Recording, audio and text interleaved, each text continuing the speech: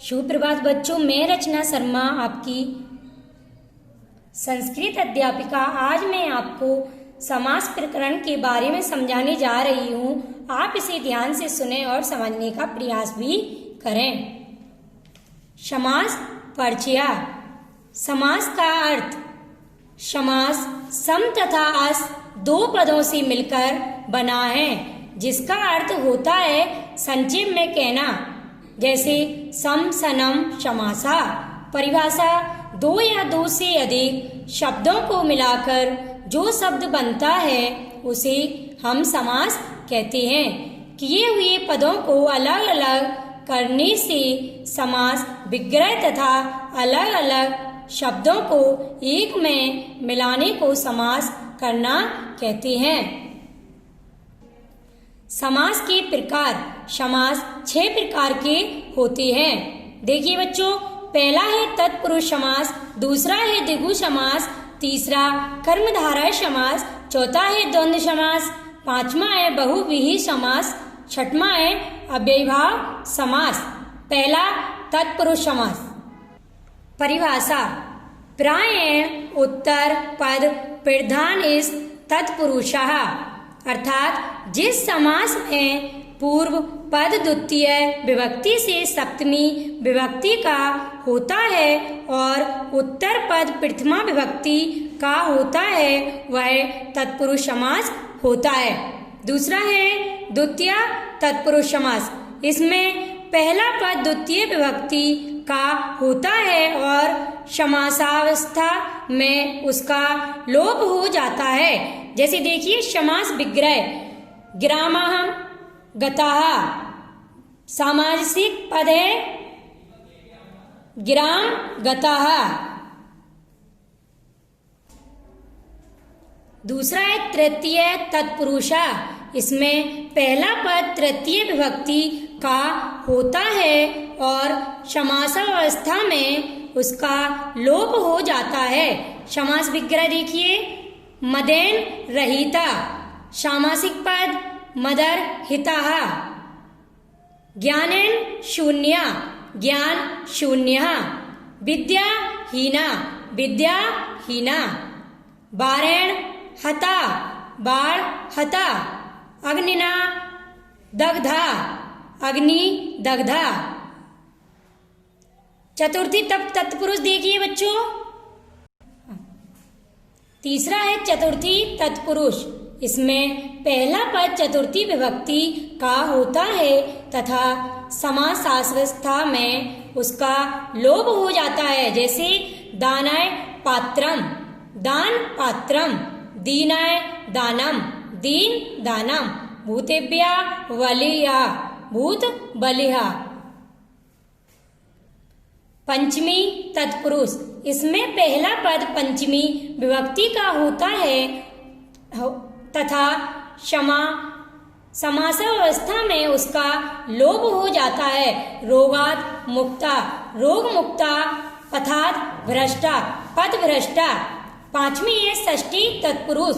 इसमें पहला पद षष्ठी विभक्ति का होता है तथा समासावस्था में उसका लोप हो जाता है।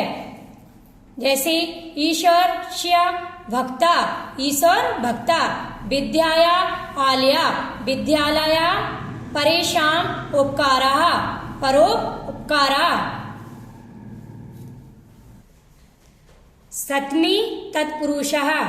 इसमें पहला पद सप्तमी विभक्ति का होता है तथा समासावस्था में उसका लोप हो जाता है। जैसे कार्ये कुशला, कार्य कुशला। जले मग्ना, जल मग्ना।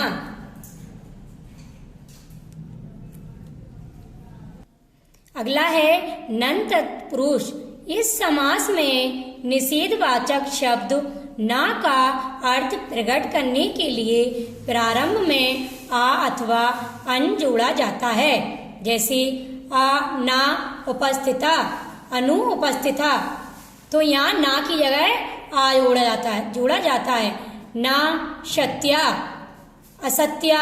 ना द्वितीया, अद्वितीया। ना आदरा अनादरा, ना ब्रह्मणा अब्रह्मणा। उत्पद तत्पुरुष, तत्पुरुष समास में उत्तर पद अंतिम शब्द किसी क्रिया द्वारा बना हुआ किर्दन पद हो तो उसे उपपद तत्पुरुष समास कहते हैं। जैसे समास विग्रह देखिए, जलम ददाति जलदा, ग्रह तिष्ठति गृहस्थता।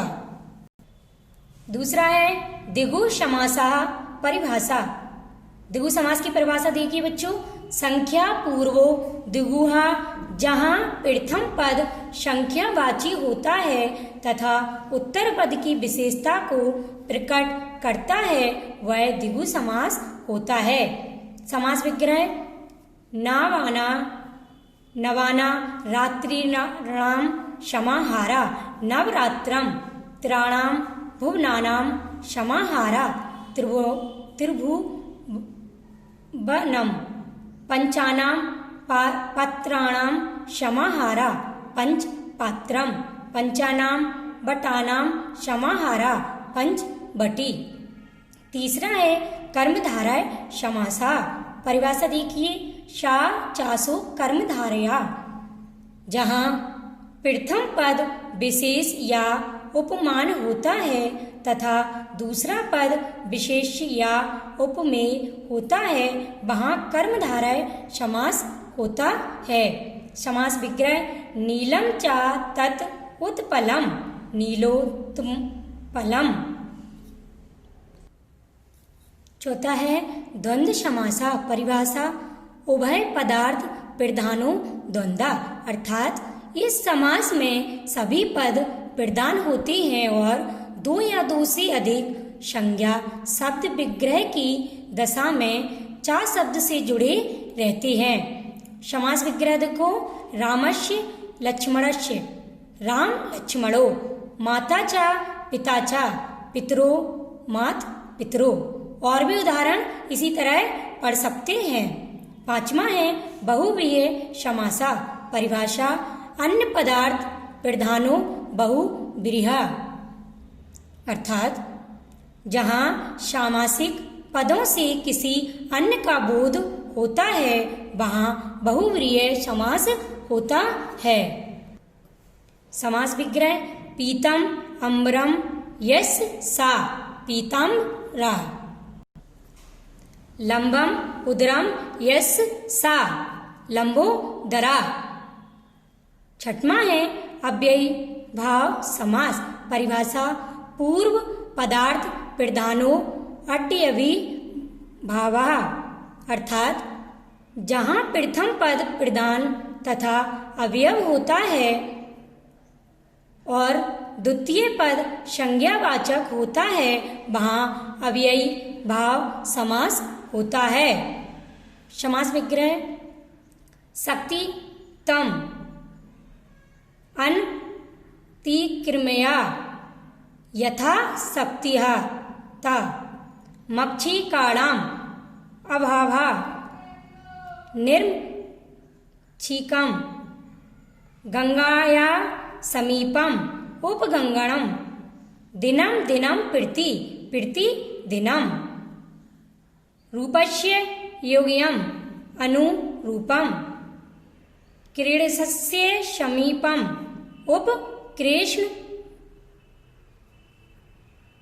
कृष्णम, चक्रस्य सादृश्यम सचक्रम। बच्चों, आज मैंने आपको जो समझाया है आशा है समझ में आ गया होगा। इससे संबंधित कार्य आपको भेजा जाएगा, आप उसे अपनी अभ्यास पुस्तिका में लिखें और याद करें। धन्यवाद।